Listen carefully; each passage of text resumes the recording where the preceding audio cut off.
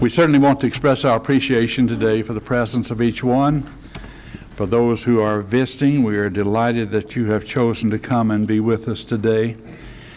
And certainly our prayer is that all of us can be benefited as we worship together and as we study together from God's holy word. We're going to talk about the trying of Abraham, as you see on the board. Abraham was a great man, introduced in the Old Testament as he was called out of Ur of Chaldees.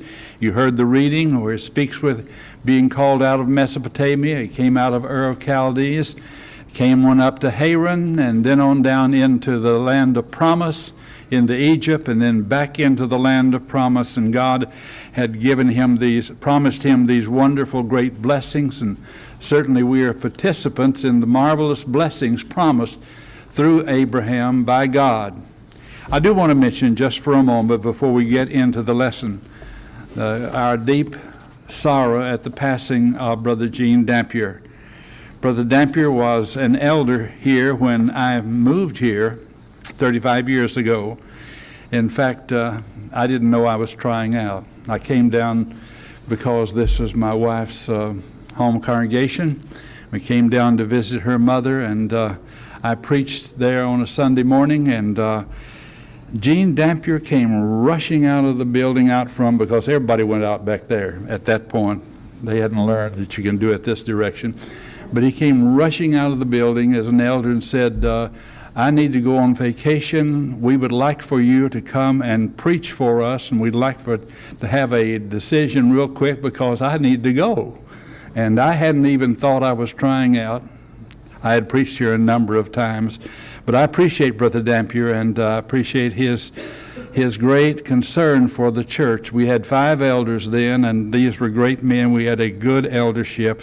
Brother Gene Dampier, Brother Charlie Deal, Brother Lester Whitlow, Brother Finley Holton, and Brother Kenny French. All of them are now gone, except, of course, Brother French.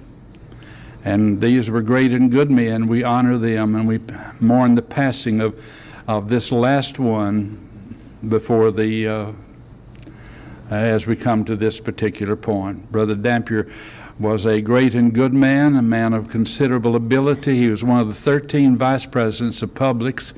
He was the individual that was responsible for construction, vice president over construction at a period of time when Publix was exploding throughout the state of Florida and on beyond that. He is the one that's responsible for the fellowship hall back here. He oversaw the drawing of the plans and then the construction of the building. I remember one week nothing happened. I mean, there wasn't anybody out here building, and I mentioned to Brother Dampier that nothing had happened, and he said, it'll happen tomorrow. The next day, he had people all over this place. I have never seen so many people working on it. I don't know how he threatened them, but whatever word he put out, it worked. And they built that fellowship hall and the school of preaching back there in record time. And he came in certainly financially where it was.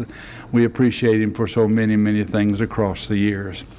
But I want to talk to you today with regard to the trying of Abraham and the manifestations of the faith of Abraham. In other words, the way it speaks a great deal of the faith of Abraham.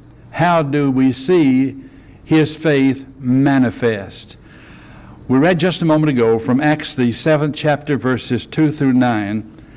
We're going to look at a couple let's put up the click four times here.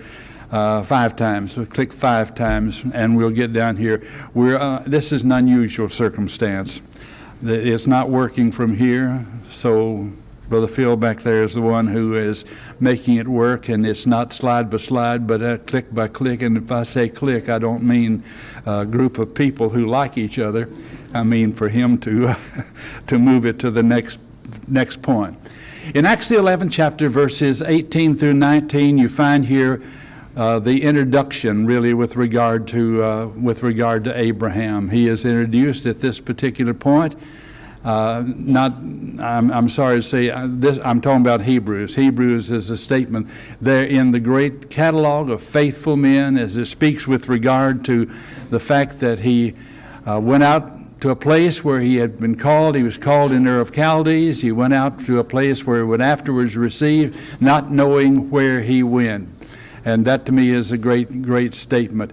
In the 7th chapter here, we find the statement of Stephen, as Stephen was stoned after this great speech that he had given. But he begins with this history with regard to Abraham and the things that were a part of Abraham's work and the things that had been promised to him, how that they would go down into Egypt for a period of time and then come out after 4 generations.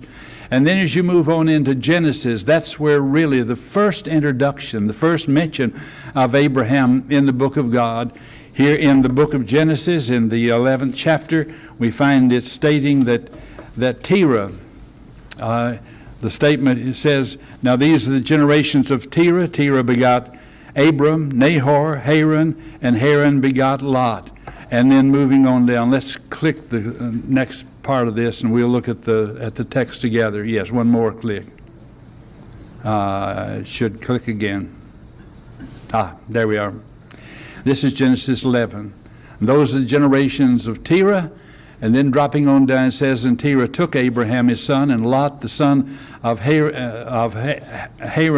to the son of, and Sarah his daughter-in-law, and his son Abram's wife, and they went forth with them unto from Ur of Chaldees, began down in Ur of Chaldees, came on up to Haran, and there dwelt there. And then in this last verse here it says, and the days of Terah 205 years, and Terah died in Haran. Move on now to the next slide, please. Okay. This is next verses after that. It says, and the Lord said unto Abraham, here's the great promises, among the promises that God gave to him. The Lord said unto Abraham, get thee out of thy country, and from thy kindred, and from thy father's house, unto a land that I will show thee, and I will make thee a great nation, will bless thee, and make thy name great, and thou shalt be a blessing, and I will bless them that bless thee, and curse them that curseth thee, and in thee shall all families of the earth be blessed. There is the great promise that through the seed of Abraham, it wasn't the entire nation that would be the great blessing far as the world is concerned, but Paul would later say with regard to his seed, and this will be reiterated time and again in the book of Genesis, that through his seed all nations of the earth, and Paul makes the point that he's talking about it from the standpoint of one individual, that is Jesus Christ. So Abraham departed as the Lord had spoken unto him, and Lot with him, and Abraham was 75 years old when they departed out of Haran. Let's bring up the map. Click it again, and here we'll see the map of all of this, and you can see the situation. Down here in this corner where it says Babylon and where it says Ur is the area from which he originally came, down in the right-hand corner. They came up through that direction between the Tigris and the Euphrates, right along the Euphrates River. That means they would have passed not only by Babylon, but they would have passed by a lot of the territory that we've had on the news in recent years. But he moved on up to Haran, up there where it says Padan Aram. That's where his father died. And after the death of his father, Terah, we find him taking Lot and his wife, and Lot coming on down into the land of promise, into Canaan. And then finally they go over into Egypt and then come back. First of all, as he comes on down into the land of Canaan, we find that the Lord instructed him to walk through the land. He was to walk through the length and the breadth of the land, and he was to survey all of this. God had promised him this great land of Canaan over here for an inheritance. He would have all of that, though he never received a single bit of it except the cave of Machpelah, which he purchased with 400 shekels in order to have a place to bury his wife. But his seed after him would receive all of this, and they would be, as this passage had suggested, they would be a great nation, and indeed they would become just what the Lord had promised them, that they would be indeed a tremendous nation, and Abraham would be blessed exceedingly. As they came to this particular area, we find them coming first to Bethel, building an altar there in Bethel, and then going on down into the land. And because there was a great famine in the land of Canaan, they went down into Egypt. He got into some problems with regard to whether or not he was going to be killed for his wife, and lied about who she was and said, she's my sister. She was his half sister. Pharaoh was interested in her, and finally he leaves the land because of this kind of problem, and he goes back up into Canaan and goes to Bethel at that particular point. And then we find him, after the Lord had said for him to go and walk throughout the length and the breadth of the land to survey all of this, he comes to Hebron and to the area of Mamre, which really is identified with him. That's where the cave of Machpelah is, there before Mamre, down in the area of Hebron, over in the south part of Canaan. And there he spends at this particular place where the oaks of Mamre and all of that, a considerable period of time. It is about this time that there's the Battle of the Kings, and I need to mention to you back in the 13th chapter that Lot had exceeding herds, great herds, and there was not room for all of them, and he separated from Lot. He said to Lot, you choose to go to the right hand, or I'll go to the left. You choose to take this part. You take whatever part you want of the land, and I'll take the other part. Lot selfishly pitched his tent towards Sodom and Gomorrah, towards Sodom, because it was a well-watered plain. And then Abraham has to come and rescue him. As we get on down into the 14th chapter, there's the Battle of the Kings, where Lot is captured because he's not in Sodom, but he's close enough, so they pick him up and his family and all his possessions, and Abraham has to come and rescue him. Abraham gets together a group of 318 of his men and go and rescue. They use a considerable amount of strategy in the battle of the king and rescue him, and then they come back to the king of Sodom and give him back the possessions that they have. Abraham gives a 10th part of all to Melchizedek, who was priest of God Most High in that area. And then we find him continuing to grow and to be blessed in so many ways. But as you get to the 15th chapter, we find that he's still worried about the fact that he doesn't have any children. He's concerned that he's childless. The Lord promises him that he have children like the stars in the heaven. We get into the 17th chapter, and we find that God gives him the covenant of circumcision. He has all of the males in his group of people circumcised, and children were to be circumcised on the 8th day. His name is changed from Abram to Abraham. I know I'm repeating a lot of things that you already know, but I think it's good for us to look at it just for a moment. And he is given a law promise, a national promise. He is given a seed promise. He is given wonderful promises with regard to not only being the father of a nation, a great nation, but of many nations. And we'll see that fulfilled. He continues here at age 99, and then 3 men come while he's there on the plains of Mamre. They came and suggested to him that his wife was going to have a child. She was 89 years old at that time. You know, we get a little further, and they come back, and she hears it, and she laughs. And they say, why did Sarah laugh? She laughed within herself, but they knew that she had laughed, and she denied that she had laughed. But back in this chapter, in the 18th chapter, in the 17th chapter rather, we find that it says that Abraham, when he was told, fell down laughing. So we're not to cast aspersions on Abraham, on Sarah, because she laughed, because Abraham himself had laughed at the idea that a woman that would be 90 years of age would be able to have a child. But nevertheless, that's exactly what did happen. All the promises of God are fulfilled. And as you move on into this study, we find as we come to the 22nd chapter, his faith being tested. The child had been born. In the 21st chapter, It had grown to a point, and now God is going to test him with regard to these things.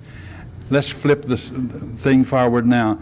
Here is the 22nd chapter. It says, "And it came to pass after these things that God did tempt Abraham, and said unto him, Abraham, and he said, Behold, here am I. And he said, Take now thy son, thine only son, Isaac, whom thou lovest. Get thee into the land of Moriah, and offer him for a burnt offering upon one of the mountains which I will tell thee. And Abraham rose up early in the morning, and saddled his ass, and took 2 of his young men with him, and Isaac his son, and the wood for the burnt offering, and rose up and went into the place which God had told him.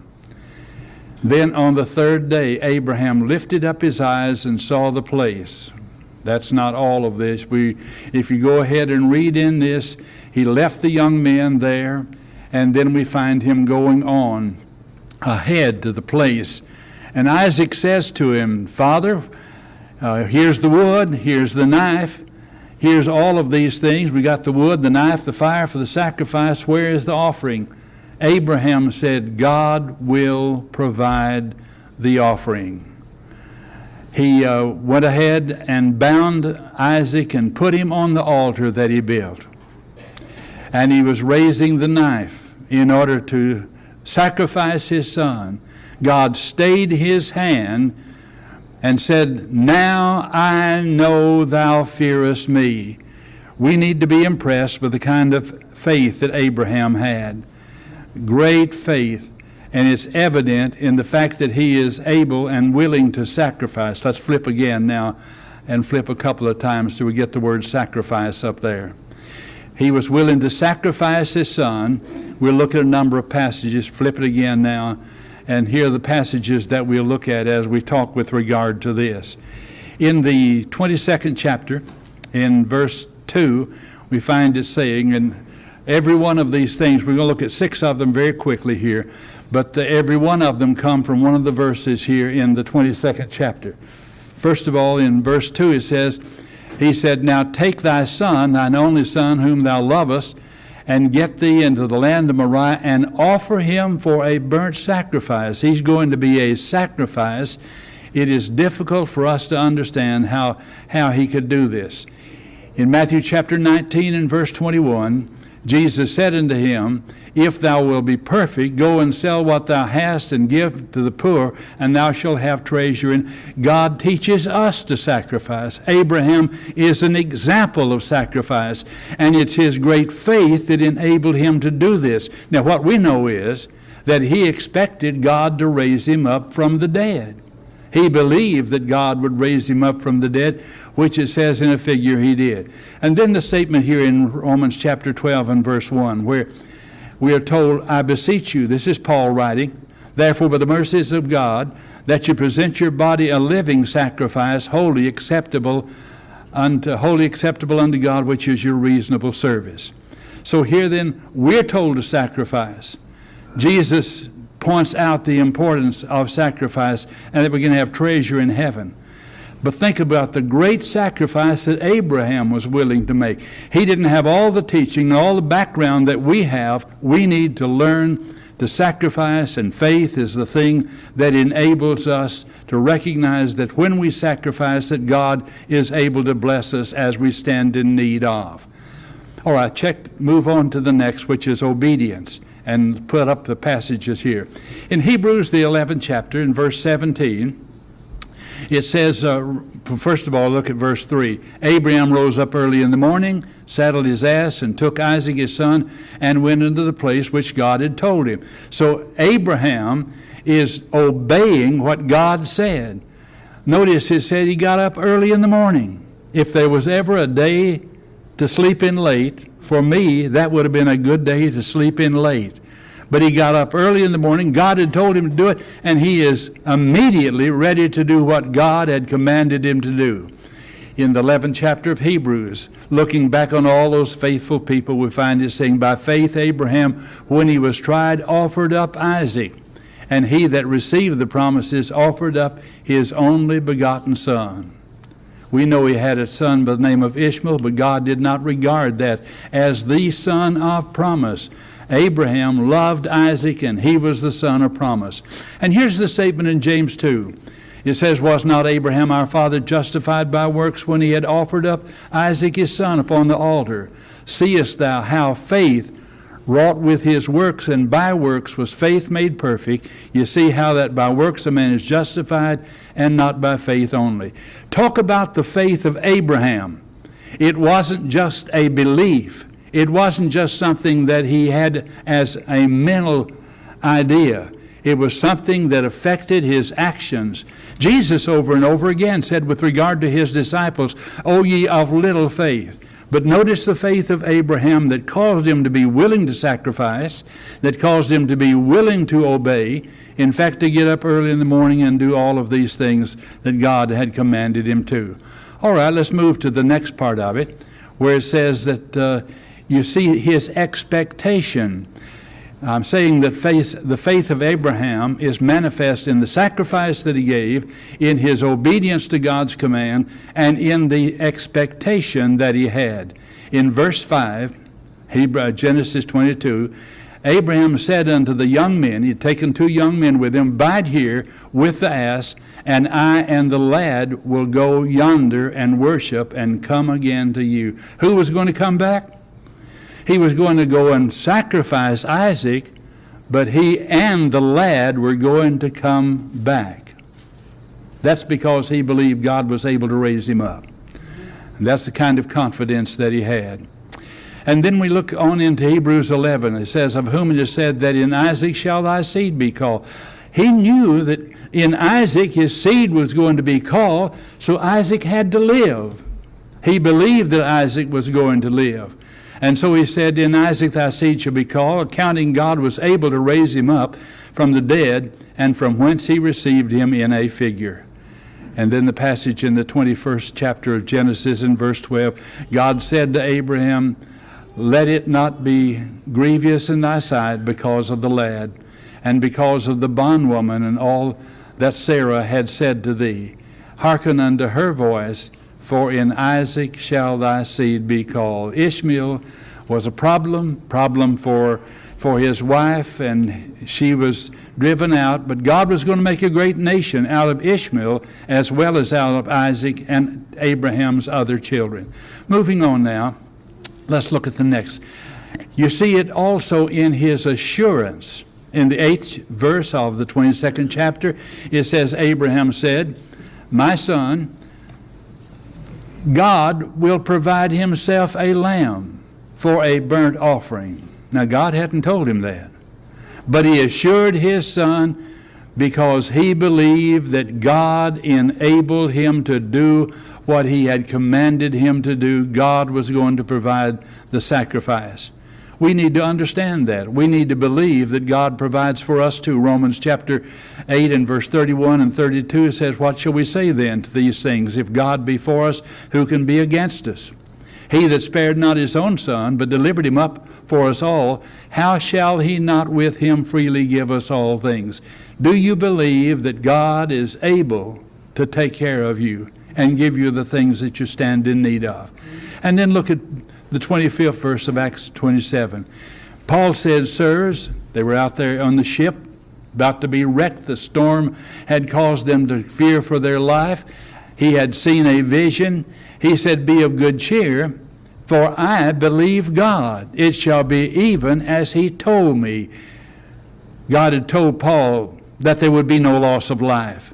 He believed that would be the case, while others did not. Others were concerned for their life and thought that they were doomed.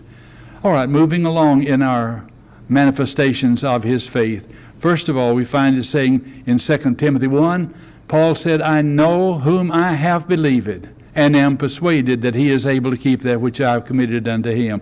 We ought to know whom we have believed, and that he is able. Do you believe that God is able, that Christ is willing to do for us the things that we need? All right, the 5th point is, we see it in his persistence, the persistence of Abraham. Verse 9 says, and they came to the place which God had told him of, and Abraham built the altar there, and laid the wood in order, and bound Isaac his son, and laid him upon the altar. That would have been very difficult to do. But he persisted on and on right till the very end, where God said, now I know. In Acts chapter 4, this is the words of Jesus. He said unto them, why are you so fearful? How is it that you have no faith? Now, they had some faith, but they didn't have the kind of faith the Lord wanted them to have, the kind of persistent faith that would sustain them. Philippians chapter 4 and verse 13, we find the statement made here in this passage. Paul said, I can do all things. I can do all things through Christ which strengtheneth me. We need to believe that. We need to have that same kind of faith, that same kind of attitude. And the very familiar passage in Revelation 2, be thou faithful unto death, and I will give thee a crown of life. It's not just a good beginning.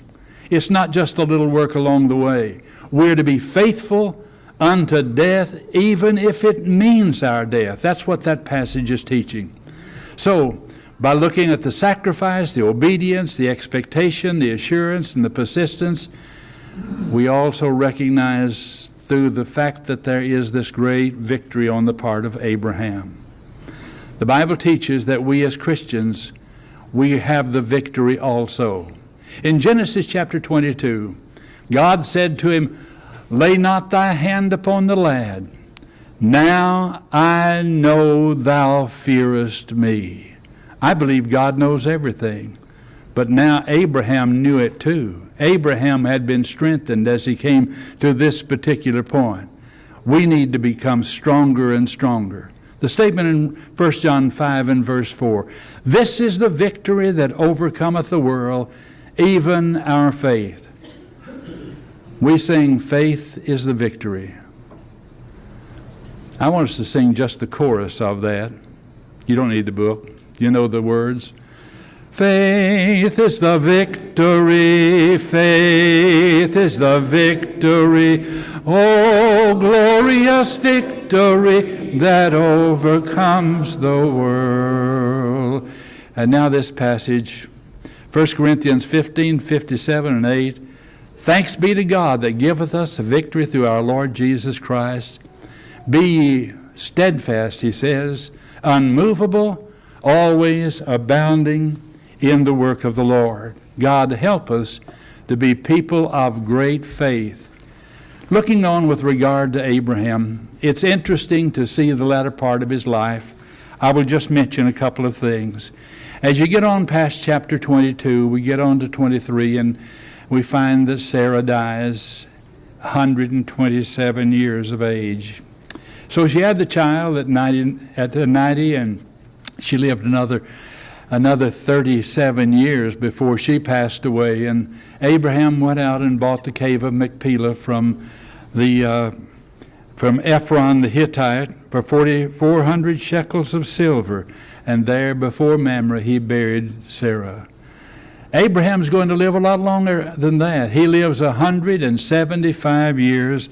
Looking on down to chapter 25, it says that he took a wife. He took Keturah as his wife at an advanced stage, and they had 6 children, 6 sons. I don't know how many children they had. They had 6 sons, and all of these became heads of kingdoms, heads of nations.